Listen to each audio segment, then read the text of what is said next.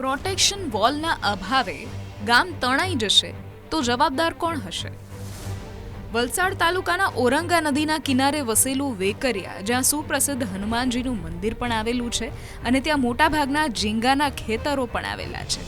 2021થી દરિયો આગળ વધતા વેકરિયાનું ધોવાણ થતાં ગ્રામજનો ચિંતિત છે કે આ પ્રોટેક્શન વોલનું કામ પૂર્ણ ન થાય તો આવનારા 2 થી 3 વર્ષમાં દરિયો વધુ આગળ વધશે અને હિંગળાજ ગામ સુધી પહોંચી જશે અને સાથે આજુબાજુના 3 થી 4 ગામો પણ ખતરામાં રહેશે. અહીં તો ગામનું અસ્તિત્વ જ જોખમમાં છે. અત્યારે દરિયો અડધો કિલોમીટર જે ઘૂસી રહ્યો છે, અંદર ઘૂસી આવ્યો છે અને જમીનનું ધોવાણ એટલું બધું મોટું થયું છે કે કહી નહીં શકાય. કેટલા ઘરો તૂટવા માંડ્યા છે. અંબા માતાનું મંદિર તૂટી ગયું છે. આ બાજુનો છેડો, ઉત્તર દિશાનો છેડો જે તૂટતો જાય છે એ લગભગ હવે અડધા કિલોમીટર પર વેકરિયા હનુમાનજી મંદિર આવેલું છે ત્યાં પણ જશે અને તેને પણ તોડી નાખશે.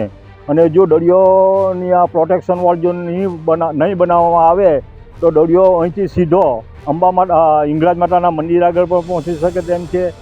એમે તો આ બાજુનો પૂર્વ દિશામાં જોઈએ તો ભડેલી સુધી પણ દરિયો તમને પહોંચાડી શકશે એવું લાગે છે.